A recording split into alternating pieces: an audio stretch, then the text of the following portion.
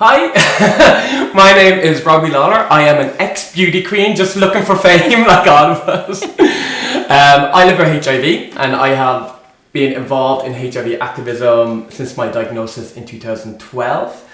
And since then I've been involved in groups like ACT UP. I co-founded Access Medicines Ireland and just doing loads of peer support for just people in our community, just trying to break the stigma and make Ireland a better place for all of us pozzers in the country. Brilliant. And Veda, how about yourself?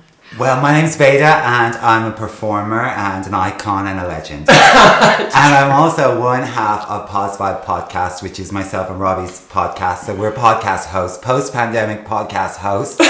That's what we've become. And we're sledgehammers against stigma, and that's really what we're about. We're about destroying the stigma associated with being HIV positive and any other stigma that comes to our attention, really. Fabulous. How awful am I that I did not mention PozVibe in this? That's my job, baby. Yeah.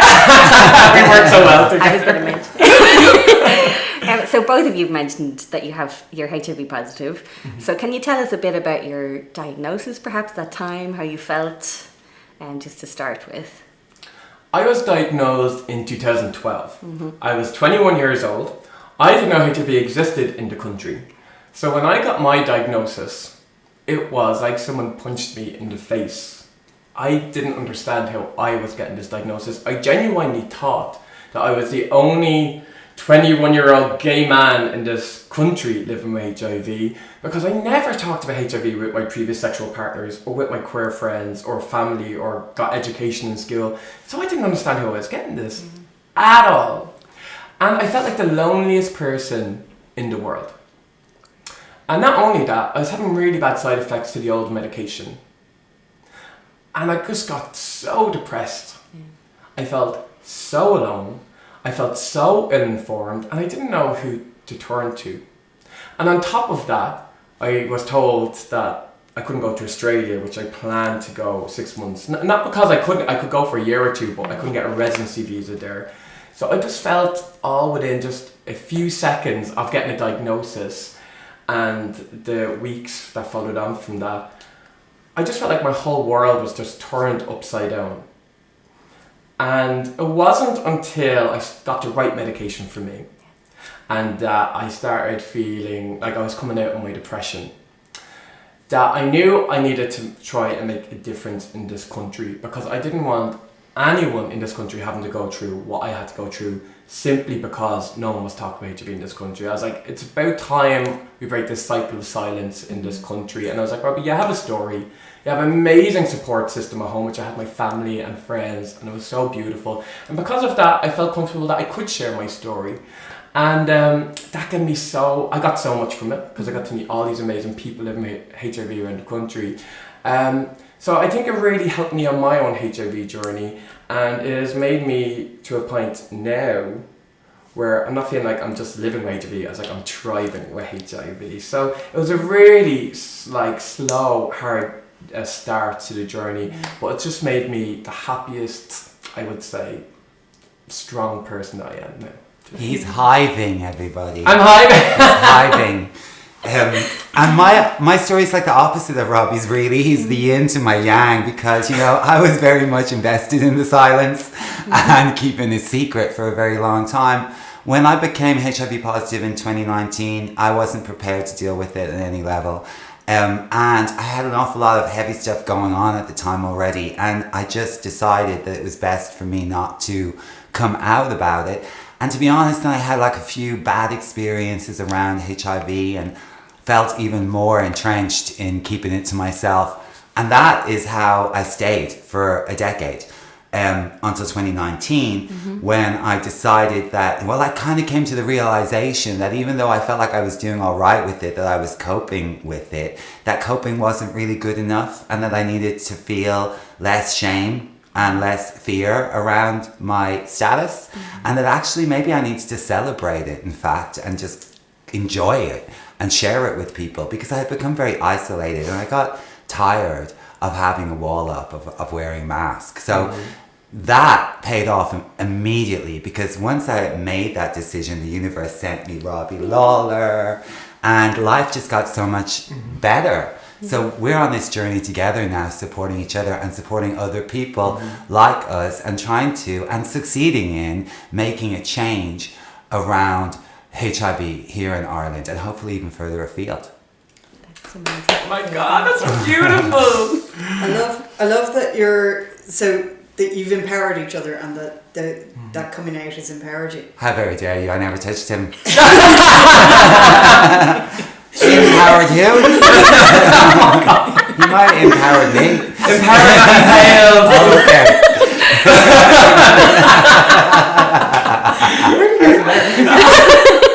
Like, what was the question?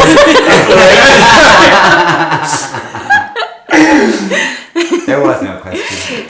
So, yeah, you talk about the kind of activism, and I know obviously PozVibes is really kind of integral in that activism. So can you tell us a bit about that and some of the kind of positive messages coming through and that sort of thing, please? Oh my God. What we know here in Ireland, what we've all experienced, even in the queer world, is like what changed hearts and minds is people's stories. It's what changes culture. It's what people really relate to, and it's how they get most educated about the topic. And you know, when Veda came to me and said we should set up a podcast together where we platform other voices for people living with HIV in this country, I was like, yes, yes, yes, yes, because there are so many people in this country living with HIV who want to share their story or want to be advocates or activists, but they don't necessarily feel like there's the platform there in which they can do that. So we were like, let's provide that platform. Let's just have a kiki. Let's have fun doing it and sharing stories. And you know, we have this terminology it's used in the drag world of spilling the tea, which normally stands for truth, but we say let's spill the tea, which is trauma, and it is our trauma because people have made me go through a certain amount of trauma.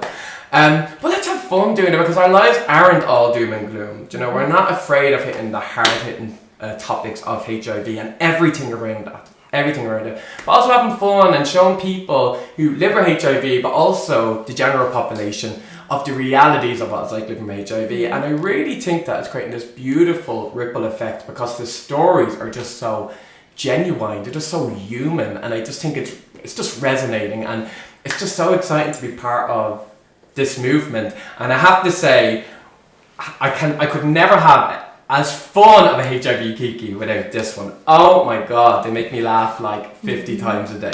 No pressure or anything. Yeah, make them laugh.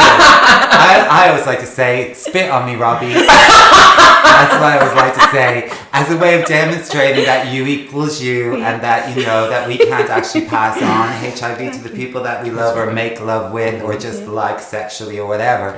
And so that's the kind of thing we have a lot of fun with. So we're going to bring out a Spit on Me Robbie t-shirt soon. And that's like, we've just been doing mad things. We had a tea party, we had a manicure for HIV, we did a festival show, we've got another festival show coming up. None of these things we expected to be doing, and they're so much fun as well as being activism, and it's such a blessing. And if what we're doing brings like this much joy to me, I hope that if other people just get even a little bit of what I get out of it from listening to it, then our job is done.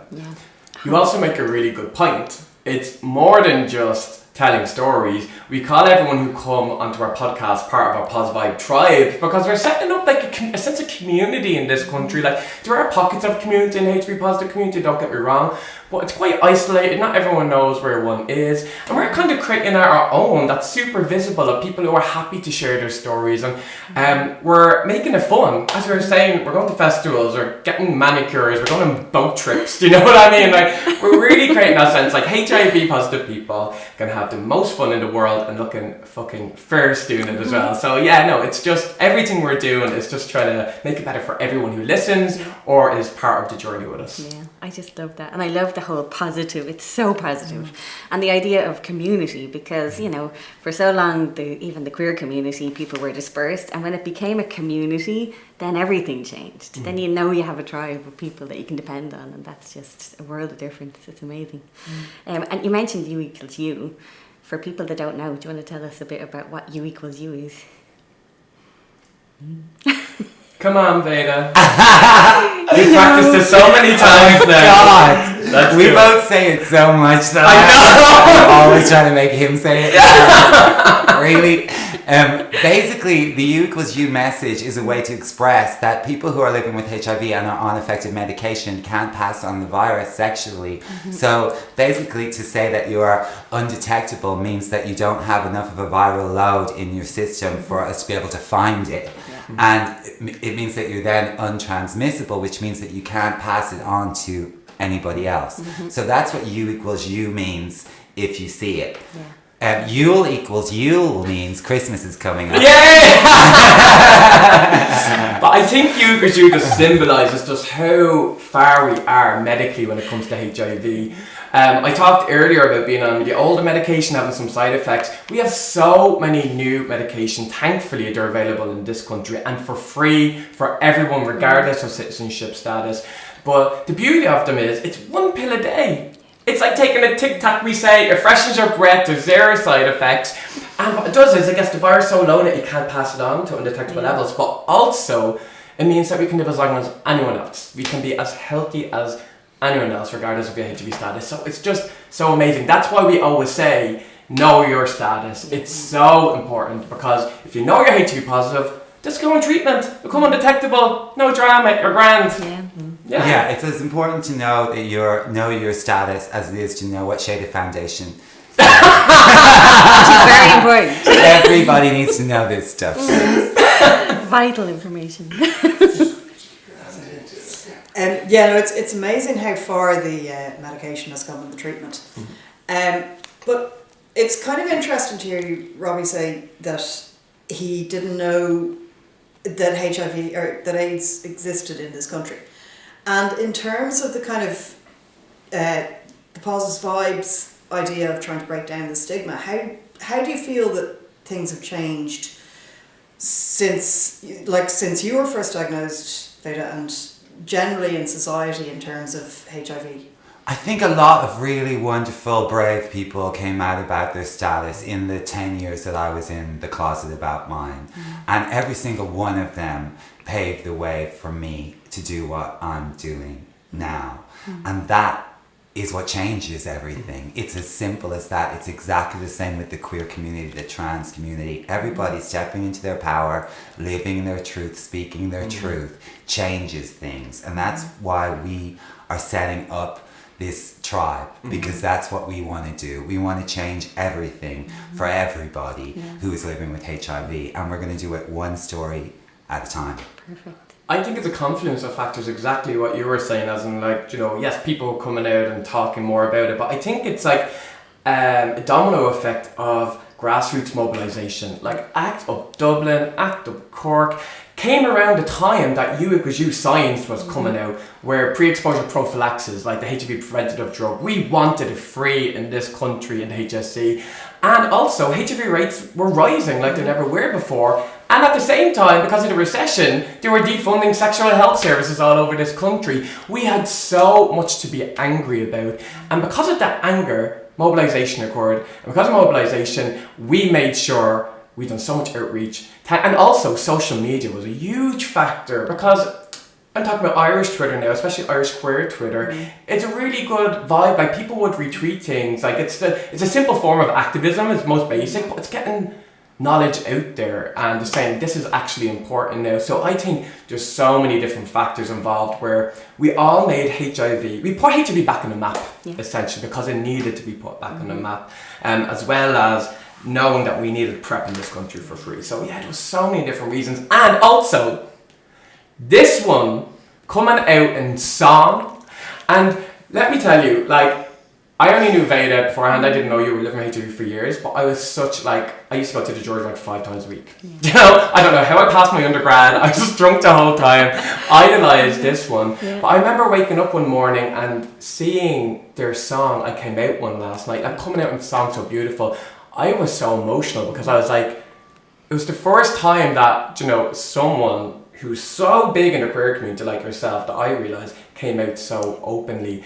And I was like, this is the moment that's changing for people. And I was right, and it has. And I don't want to, like, you know, I'm not just licking your hole right now. I wish. But it's genuinely the truth. It was that time I was lying in bed and I was like, lying in bed licking your hole. I was like lying in bed thinking, do you know, this is the moment that I can see a change in Ireland. And I think it's like so many different factors like came to that, and here we are now with a podcast with all these amazing people talking about their stories living HIV. It's an incredible journey. And what's great about getting HIV out from under the bed and, you know, and putting it on the table is that we get to talk about it and we get to change it. We get to change it right now. Yeah. Robbie and I use expressions like PozVibe, for example, and PDE, positive energy, you know, because a lot of the time the story around HIV and the image of HIV, it just has gotten stale, really. And things have changed and it needs to reflect the change now. So what we're focusing on is making HIV positive people realize how sexy and beautiful and desirable they are. And I think that's working. and it's true. Positive energy. Positive energy all the way. We need a PVE as well. We need a vagina energy. Yeah. Because the paradox here is people living with HIV who are on effective treatment, who are undetectable, are the safest people to have sex with not to get HIV. Yeah. That is just an undisputable fact. Like, we are to be celebrated because we're the solution to the overall problem. Yeah. We get everyone in this country to know their status. We get them undetectable, we won't have any more new HIV infections. And also we should support people to stay on their medication, at the start of medication. But once we do that, we are no longer what people see as the problem, but we are the ones who actually got to know our status, who decided to make that really big decision to start a medication, to stay on a medication, because it's healthy for us and it's healthy for everyone around us. So PDE, PVE, PozVibe, everything you want, that's what we are, and that's what we need to shout out. Yeah. Exactly. Yeah, basically it's like if you're watching Twilight, we're the really beautiful people. We twinkle in the sun. 100%. And speaking of twinkling, and I know you mentioned the song, can you talk to us a bit, Veda, about that song? Because I agree with Robbie. I loved that. I was in tears when I first heard it. I'd love to know your process of coming up with the song and what inspired you to actually come out that way, because it's the most beautiful way I've ever heard to come out. Thank you so much. Like, really, it happened. My subconscious made it happen. Yeah. I wrote the lyrics because they just came out of me. Yeah. And afterwards, I had to just sit with it for a while and think, do I move forward with this? Because if I move forward with it, I have to do it all. Warts and all, just talk about it. Because I don't want to be stuck and I don't want to be hidden. So the song let me know that it was time. So I just followed that energy. And it was a struggle because I was so nervous about it, and it's amazing how things change so quickly, but I was so nervous about it that for the weeks coming up to releasing the song, it was very smart in a way to have a deadline. World AIDS Day was coming, I knew it was coming, and it made me come out to everybody I needed to come out to. And I've got to say, I came out to as few people as possible, and that's not because I didn't love a lot of people or didn't trust them or didn't want to tell them. It's really because I'm an artist. That's what I wanted to do, was the art. So the less people that knew, the better. I was just protecting the project, really. But I was also protecting myself, I think, because I was about to rip my shell off, you know? And it's funny how nerve-wracking it was and how shaken I was coming up to it. But I had the most incredible time of my life because of it. I went out of Dublin to visit friends, to be with friends in Vienna. I was having a beautiful time there with them, but meanwhile in Dublin, like, I was getting so much support online, and the song was in the top 10 on iTunes, and there was just a lot of positivity, conversation going on about HIV and about what I was doing, and it just felt so good. I just felt so vindicated. I felt like, is this super dramatic? Am I an egomaniac? Is this the right thing to do? And then afterwards, immediately, it was like, no, the whole community was just saying, you go, girl, like, good on you. And that was amazing. And that really led to where we are now. That was like the first step on this road for me, was just to stand in my truth, let people know where I'm coming from. And that support from them made me want to do more. Yeah. It's amazing. It's like it's so. I'm not the word. No, sorry. It was fantastic, and it's great to hear that you got that response. And again, going back to the question of Robbie not being aware of HIV and AIDS in this country, prior to you receiving your positive status, how aware of it or how prevalent was it? And like in terms of kind of the earlier days of HIV and AIDS in this country, like would you have been aware of the quilt and stuff like that and kind of activism around it? I was aware of the quilt, and I was very much aware of AIDS and HIV. I wasn't so aware of activism in Ireland, but I was very much aware when Vincent Hanley passed away or anything else like that happened. But it was very present in my life. I'm one of those people, I'm going to be 50 at the end of next year, so I'm one of those queer Irish people who grew up as a teenager during the AIDS epidemic. So I lived through all of the media, all of the news coverage, TV coverage from all over the world, from Rock Hudson to Freddie Mercury to all of the people being outed in the press about it or hounded about it. And it was horrific. It was very, very damaging. And one of the things that I guess I often say nowadays is people of my generation, whether they're HIV positive or not, can carry a hell of a lot of baggage, personal baggage around it, and rightfully so, because decades before I was HIV positive, I was being accused of having AIDS. I had never even had sex in my life. I wasn't even out to myself. And I was being accused in the street all the time of being an AIDS victim, was the kind of language they would use, or spreading AIDS or having AIDS. And ironically, it wasn't that long ago that someone accused me of potentially spreading AIDS, like now in 2020.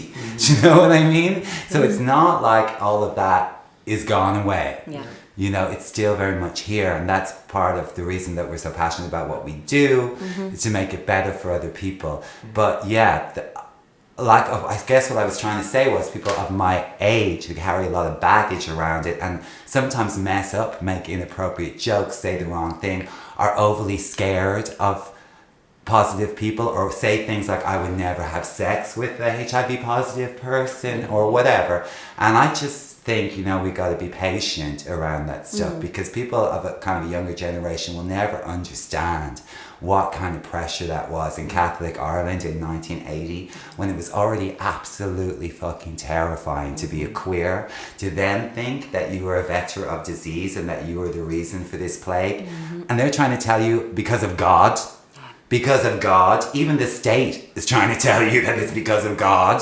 You know, it's just a very extreme, nightmarish way to grow up. And I think I'm still trying to pick my way through it today, you know? Yeah. There's an interesting generational divide there, because I was born in 1991. HIV medication kind of came on the market in 1996, so people kind of stopped dying who had access to it and started taking it. And because of that, because people stopped dying, queer organisations stopped talking about HIV, the government stopped talking about HIV, the HSE stopped talking about it, do you know what I mean? All groups stopped talking about it. Even LGBT groups, like, do you know, who specialise in health, stopped talking about HIV. And a few HIV activists who I know said they wanted to stop because it was just too traumatising to keep going on.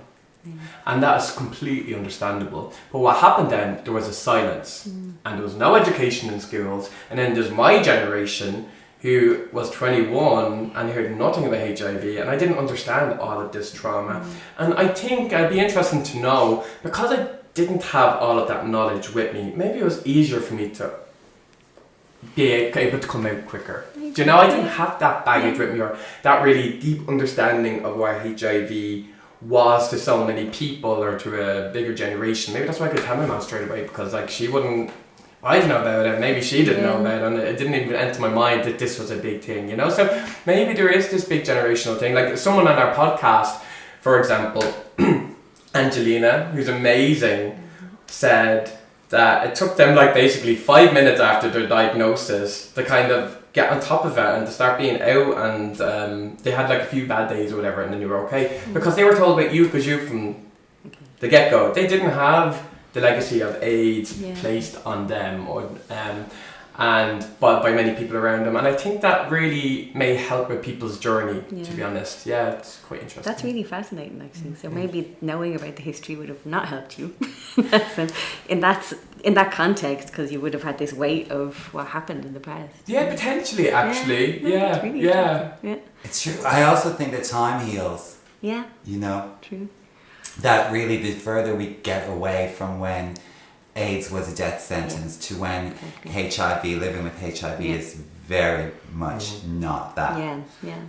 That the longer that truth is an accepted fact out there in the world, the easier it is for everybody to come to terms and get to a place of acceptance with their own HIV positive status. I would also say though, like, trauma thrives in silence. So if we're not grieving as a nation through memorialization or through stories or through education or by even celebrating the wins throughout the years, well then are we truly overcoming the trauma? That's very interesting. Because I know people who watch It's a Sin and they're like, I was re-traumatized. Do you know what I mean? Again and again. Yeah. So I'm like, have we truly as a nation overcome the trauma but through the silence? And I think, you know, it's something that we really need to answer and we need to unpack. And then we're like, how do we not overcome this, because it's such a huge thing and it was such a traumatizing thing, but how do we come to grips with this, everyone? Because I feel like we almost all wanted to forget about it, but now people living with HIV, you know, as Veda said, people still say stuff in the 80s, 90s because that's all they know about HIV. And yet it's still, I don't like saying dumped on us because I don't want to be flippant about what happened, but as someone who didn't go through that, I'm like, why am I being treated of a disease in the 80s and 90s when I don't have that disease now? Do you know what I mean? I have these management medications, a chronic health condition, and why are we still being treated like we may have been in the 80s and 90s when we come such a long way? Like, why haven't we healed as a nation? So I do think time is one element, but I do think we need to do so much more.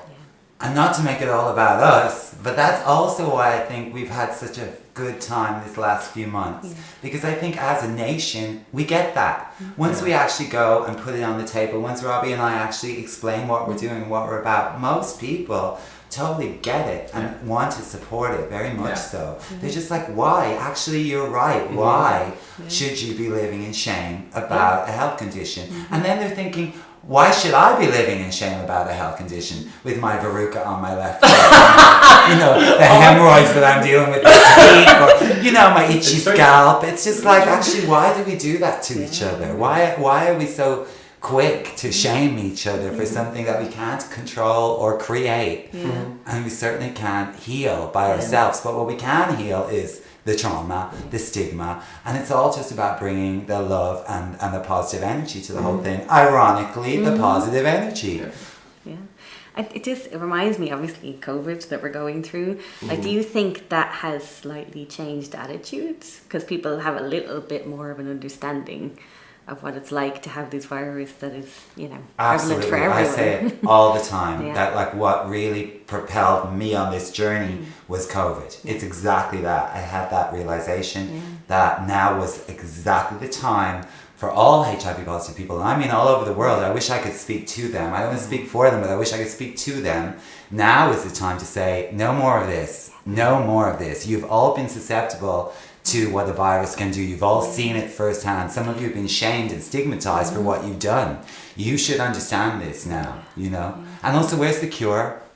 If you straight people can get a cure together real quick for something that's going to mess with your family, then where's the cure? Thank you very much. Let's hope that's what comes from it. I think also, like, in a real world example, I was in my barber's like last week. Probably don't realise, but I was sitting there and what were they asking? They were like, oh, what are you doing? I was talking about my PhD and about access to treatment and you because you. So I was giving him a whole education. And his PDE. And my PDE. And then basically then I was talking about women living with HIV, and they were like, oh, do they only have anal sex by men or something? Like, that was his concept of how a woman could only get HIV. And like he said it in like a very lad way, but it's not stigmatizing. He just lack of awareness. And basically, I was like, just look at COVID. It's a virus. Once it gets into your system, you're gonna get it. It doesn't matter about your race, orientation, your age. It's just a virus. Once it gets into your system, that's how you have it, and you can do it from unprotected sex or sharing needles, if you're injecting drugs and stuff. And so I was like, and he was like, oh, okay, yeah, that makes sense. Do you know what I mean? So it gives people kind of an analogy of how viruses are transmitted. And for us in the world, it seems so simple, but yet people don't really relate to that as much. You just know it as a gay thing, basically. I also love the mask as a tool, to talk about safe sex and protection and, because there's shaming about people becoming HIV positive because they didn't use a condom. And really not one of us walking on this God's green earth would be here if everybody was having safe sex. None of us, firstly. And secondly, how many times have you gotten your mask? How many times have you forgotten your mask and for whatever reason ran into that place that you shouldn't have ran into, grabbed that thing that you shouldn't have grabbed, hugged that person? How many of us? All of us. So the condom's exactly the same. It's a great piece of kit, but nobody is living their life that way. And masks aren't even 100% effective against transmitting and getting COVID. I was going to say HIV. But, so yeah, it's a great masks don't even come in flavours. Come in masks. I'm sure they will. Oh, let's patent that idea. Let's go around cherry flavoured masks for everyone. I love that. Okay, so we are here to kind of represent the quilts. So in terms of the quilts legacy, and we talked about education and kind of the importance of understanding or actually not understanding history as it may have been. So what would you see the kind of value of the quilts now, or where should they go to from here? I would just like to make a point on what I said. Always knowing your history is never a bad thing, but it needs to be contextualized on where we are today. Okay, so people aren't stuck in the history. And I think by sharing the history, we get to give people an idea around... remember I said the power of storytelling? Yeah. Each patch on that quilt is a story. It gets to represent someone's life. But also, maybe the hardships that they had to go under, like the structural issues around, not only why they got HIV, why they died of AIDS, and, what happened in their personal life then. Each has such an interesting story that every single person can learn from. But at the same time, we'd be like, and here we are now. And how have we and why have we evolved as a society? Or have we evolved? And I think it could create, especially with students, because I have these conversations with students all the time, it's like, it creates this really rich conversation around culture. Like our culture around shame and sex, for example. Where we were then in terms of media representation, for example. And I think all that can come from talking about a quilt that is tangible for people, because one of the biggest problems in public and global health is that we quantify everything. Everything's in numbers, and that's very dehumanizing experience. You're like, 10,000 people died. What is that to people? But showing someone and part of their life on a quilt that a family member may have done, or a friend or a partner may have done, it really humanizes that experience for people, and I think it's just so powerful. So I think maybe in isolation, it can be just much more than just isolation. Do you know what I mean? I think we can bring people on a journey with the quilt, but I think it's such an important piece of, I suppose, history for Ireland, and it should definitely be kept and should be showed everywhere and exhibited everywhere. I mean, that's why we invited you today, because we want to give the story of the people that were involved at the start and give this update on how things have changed. And it's really important to have that as part of this whole discussion, and the history that we're telling. So in terms of, like you mentioned earlier, memorialising, and what I think has really come across strongly is that you're setting up a community, and it becomes such a positive thing when you have a community of support, that you're not living in shame and silence, and then you have a community that you're building. And then I do think the next stage is that we look at how we memorialise and think about those people and how far we've come, and as an entire community, as an island, that we all celebrate those people and their lives. But how do you think that would be nice to do it? Like, is I it through the think- quilts? Is it some other way? What way do you do I it? think Yeah. that you should do a podcast. Honestly, you could do an episode per square. Yeah. You could talk to people from their lives, friends, get everything that you can about Yeah. That'd be them. beautiful. That would be And good. you could do a series Yeah. that's dedicated to the quilts, maybe. Oh my god, that would be such a gorgeous, Gorgeous. archive. Yeah. And again, it kind of goes back That to is what we were gorgeous. saying about more than just the visuals. You Yeah. know, it's the story behind each patch, and each and every life deserves to be celebrated. And you do that through storytelling. And thanks to like where we're at now, podcasting makes it so accessible. And I think It could be great healing, for Yeah. the I people love that who, idea. who love them and can remember and tell their stories and Yeah. talk to you about it. I love I also feel like online, sorry for being that way, but like it's such a great way to get it out there because you can use that patch to Yeah. symbolize that episode and that story, and that way we can revisit each one Yeah. all over again in a new kind of context, Yeah. and also show that life goes on, that you live on with the people who loved you. Absolutely. There's no end. Yeah. I love that idea. I really do. I think We have a it's great really producer and a great designer. I just we've got it all sorted. We'll set it up. Just Honestly, sign over here, and we've got to be going. I absolutely love that idea. Thanks, babe. I got you. oh my god, it's beautiful.